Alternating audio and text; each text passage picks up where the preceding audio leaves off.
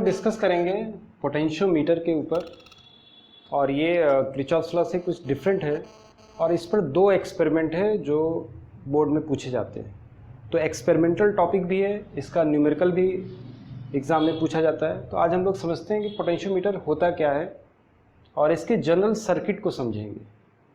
तो पोटेंशियोमीटर एक डिवाइस होता है जो इलेक्ट्रिक सर्किट में पोटेंशियल डिफरेंस को मेज़रमेंट करने के लिए, किसी सेल के ईएमएफ को कंपेयर करने के लिए, या किसी सेल के इंटरनल रेजिस्टेंस को मेज़रमेंट करने के लिए यूज़ किया जाता है। जनरली प्राइमरी सेल हम लोग इसमें यूज़ करते हैं। पोटेंशियोमीटर में मेज़रमेंट करने में प्राइमरी सेल का इंटरनल रेजिस्टेंस मेज़रमेंट करते हैं, प्राइमरी सेल के ईएमएफ को कंपेयर करते हैं, और सभी लोग जानते हैं प्राइमरी सेल उसको कहा जाता है जिसको रीयूज़ ना कर सके। इसमें 2 सेल होते हैं, एक लैक्टांशी सेल होता है, एक डेनियल सेल होता है। तो पहले इसका हम सर्किट समझते हैं जो हमको लैब में दिखाई देता है। इसमें एक वुड का स्लैब होता है इस तरीके से, जो बच्चों को दिखाई देगा। उसके लैब में जब जाइएगा आप लोग तो ये इस तरीके का आपको दिखाई देगा। एक स्लैब होगा लकड़ी का, वुड का, और यहाँ पर ये 2 टर्मिनल बने होते हैं, और इन टर्मिनल से कई वायर्स कनेक्टेड होते हैं। इस वायर्स के बारे में बताया गया कि ये जो वायर होते हैं ये अलाय के बने होते हैं, जनरली मैग्नीन कॉन्स्टेंटन का बना होता है।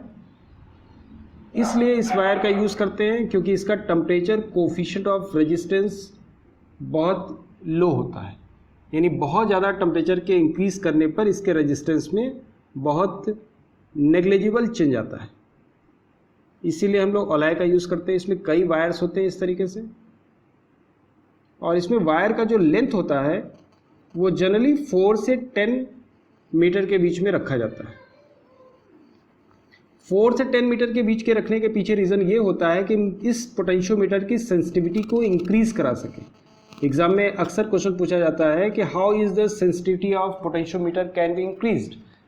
तो इसका आंसर एक ये लिखते हैं हम लोग, by increasing the length of potentiometer wire. और इस वायर में खास बात ये बताई गई कि ये वायर यूनिफॉर्म क्रॉस सेक्शन का होता है, uniform cross section and composition, यानी ये किसी एक सिंगल अलाय का बना होगा, यानी जो अलाय या तो मैग्नीन का बना होगा या तो कॉन्स्टेंटन का बना होगा। ऐसा स्ट्रक्चर आपको लैब में दिखाई देता है। यहाँ पर ये जो ब्लेड्स दिखाई दे रहे हैं ये कॉपर ब्लेड्स होते हैं, और ये जो वायर है मैग्नीन कॉन्स्टेंटन का वायर बना होता है, दोनों में से किसी एक का हो सकता है, और ये थिक वायर होता है। वायर के थिक होने के पीछे का रीज़न ये होता है कि इसका रेजिस्टेंस लो होता है। दूसरी इंपॉर्टेंट बात इसमें कि ये 2 टर्मिनल होते हैं, ए और बी। ए को हमेशा 0 एंड कहा जाता है, ए को हमेशा 0 एंड कहते हैं। और इसके सर्किट में सबसे इम्पॉर्टेंट जो पॉइंट होता है, क्योंकि हम लोग प्रैक्टिकली भी जानना ज़रूरी होता है कि प्रैक्टिकली हम लोग क्या डायग्राम जब सर्किट कंप्लीट करते हैं लैब में तो क्या चीज़ इंपॉर्टेंट होता है। तो इम्पॉर्टेंट पॉइंट ये होता है कि जितने भी सेल यूज़ किए जाते हैं, आइदर प्राइमरी और सेकेंडरी, इसमें सेकेंडरी प्राइमरी जो भी सेल यूज़ किए जाते हैं उसके पॉजिटिव टर्मिनल जो होते हैं सेल के वो हमेशा 0 एंड से कनेक्ट होने चाहिए। सबसे इंपॉर्टेंट बात, प्राइमरी सेल और secondary cell. Secondary cell means यहाँ पर एक बैटरी एलिमिनेटर होता है, तो बैटरी एलिमिनेटर का जो पॉजिटिव टर्मिनल है वो 0 एंड से कनेक्ट होना चाहिए। अगर हम प्राइमरी सेल भी कोई यूज़ कर रहे हैं तो उसका भी पॉजिटिव टर्मिनल 0 एंड से कनेक्ट होना चाहिए। अदरवाइज ये पोटेंशियोमीटर में हम लोग एक्सपेरिमेंट में हमारा रीडिंग नहीं आ सकता। तो पहला इंपॉर्टेंट बात ये बताया गया कि प्राइमरी सेल यूज़ कर रहे हो या सेकेंडरी सेल यूज़ कर रहे हो, उनका पॉजिटिव टर्मिनल 0 एंड से कनेक्ट होना चाहिए। ये पहला इंपॉर्टेंट बात। दूसरी इंपॉर्टेंट बात है कि इसमें जो बैटरी एलिमिनेटर होता है, जिसको ड्राइविंग सेल भी कहते हैं, जिसको ऑक्सिलरी सेल भी कहते हैं, उसका ईएमएफ हमेशा ज़्यादा होना चाहिए। जो भी प्राइमरी सेल हम लोग यूज़ कर रहे हैं, यानी Leclanche cell, Daniell cell generally use करते हैं, उसके ईएमएफ से हमेशा बड़ा होना चाहिए जो ड्राइविंग सेल है, जो ऑक्सिलरी सेल है, या हम कह सकते हैं बैटरी एलिमिनेटर। ये 2 इंपॉर्टेंट ऐसी बातें हैं जिनको एग्जाम में भी पूछे जाते हैं, प्रैक्टिकल में भी पूछे जाते हैं, वाइवा में भी पूछे जाते हैं। इस तरीके के क्वेश्चंस जरूर पूछे जाते हैं। तो अब ये पोटेंशियोमीटर के बारे में हम लोग समझ लिए और हमने बताया कि पोटेंशियोमीटर एक डिवाइस होता है जो इलेक्ट्रिक सर्किट में पोटेंशियल डिफरेंस को मेजरमेंट करने के लिए, किसी प्राइमरी सेल के ईएमएफ्स को कंपेयर करने के लिए और किसी सेल के इंटरनल रेजिस्टेंस को मेजरमेंट करने के लिए इसका यूज होता है। अब हम लोग ये पढ़ लिए और ये भी इंपॉर्टेंट बात पढ़ लिए कि पोटेंशियोमीटर के सर्किट में क्या इंपॉर्टेंट बात है, क्या ऐसी बात है जो हमको पता होनी चाहिए। तो पता ये हुआ कि जो भी सेल यूज कर रहे हैं सबका पॉजिटिव टर्मिनल ए से, यानी ए को जीरो इंड से कहते हैं, जीरो इंड से कनेक्टेड होना चाहिए, ये सबसे इंपॉर्टेंट बात है। और जो ऑक्सिलरी सेल होता है या ड्राइविंग सेल होता है उसका ईएमएफ हमेशा ज़्यादा होना चाहिए जो भी प्राइमरी सेल यूज कर रहे हैं। अब इसके प्रिंसिपल के बारे में बात करते हैं कि पोटेंशियोमीटर का प्रिंसिपल क्या होता है।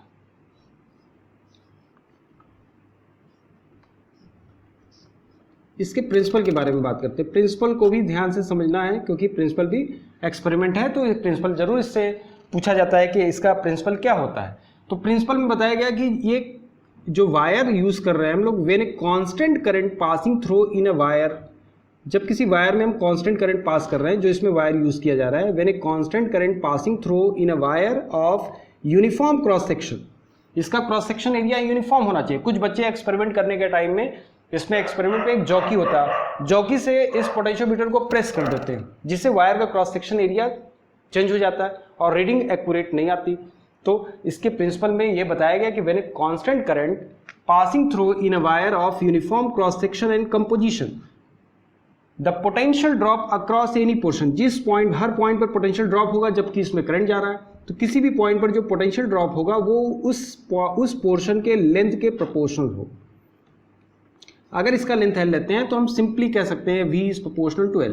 तो principle of potentiometer, when a constant current passing through in a wire of uniform cross section and composition, the potential drop across any portion of the wire is directly proportional to its length, therefore V is proportional to L और V is equal to KL। Where K is constant, this constant is known as potential gradient. K की value होती है V/L और इसको हम कहते हैं potential gradient.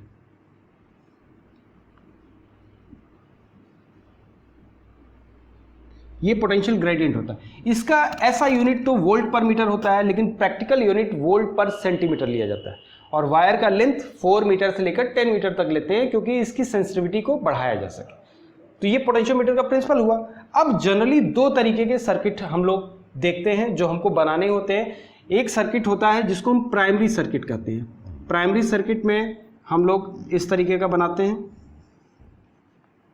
ये जो हम बना रहे हैं ये सर्किट प्राइमरी सर्किट है।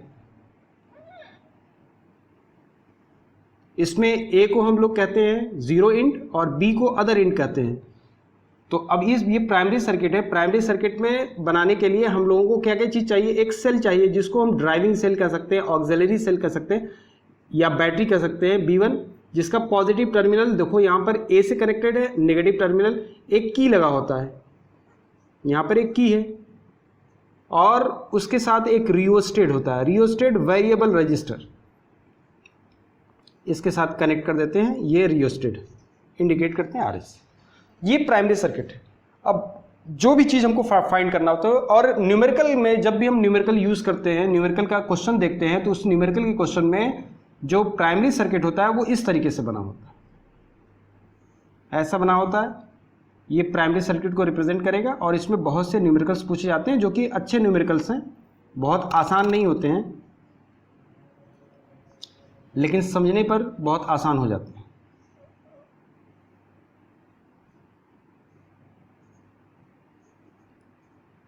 इस तरीके से ये दो सेल होते हैं और प्राइमरी सर्किट, ऊपर वाले सर्किट को प्राइमरी सर्किट कहते हैं, नीचे वाले सर्किट को सेकेंडरी सर्किट कहते हैं।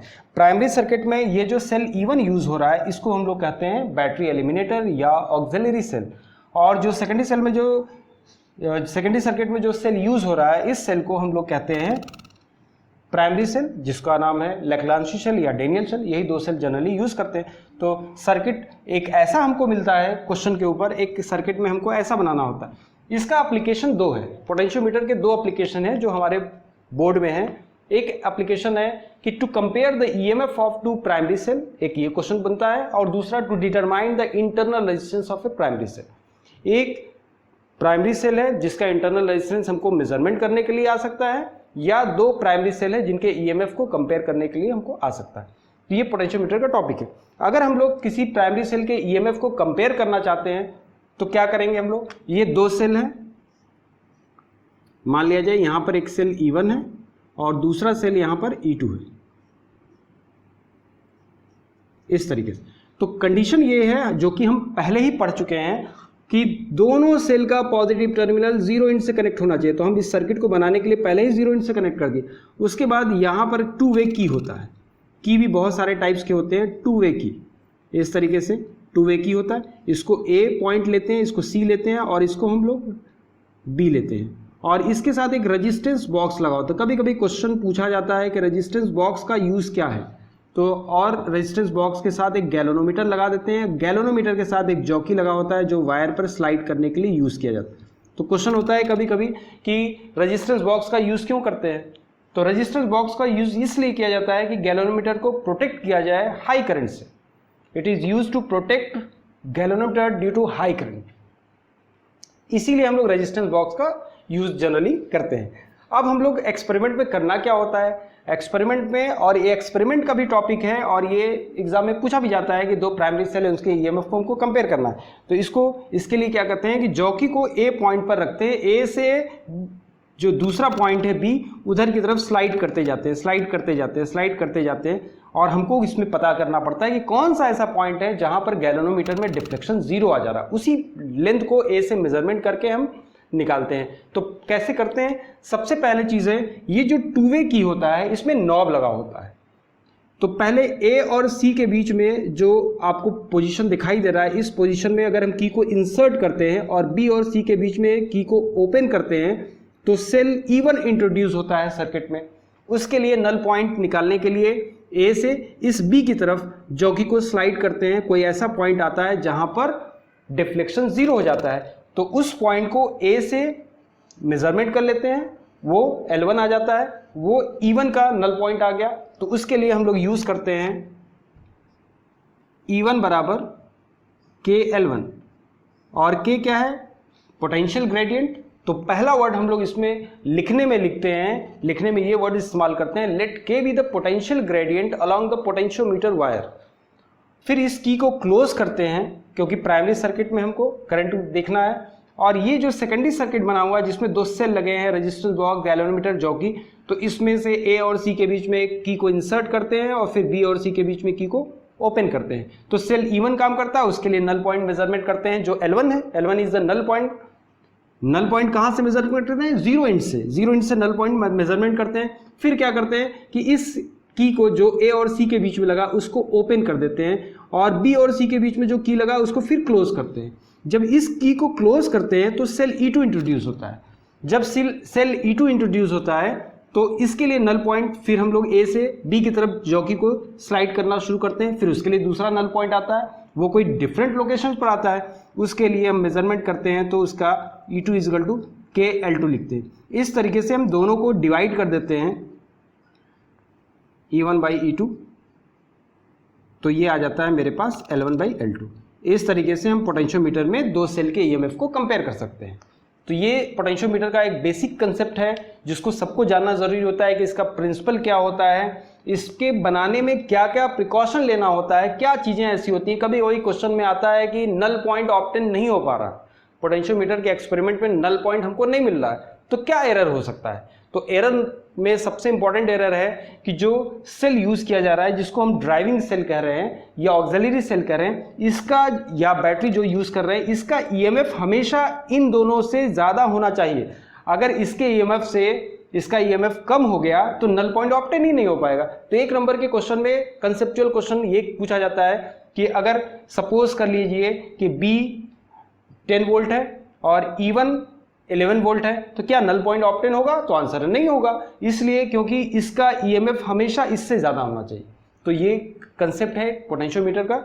और फिर हम इसमें फाइंड आउट कर सकते हैं, determine the internal resistance of primary cell, internal resistance भी निकाल सकते हैं। उसके बाद फिर हम लोग अलग अलग न्यूमेरिकल्स स्टडी करेंगे नेक्स्ट लेक्चर में।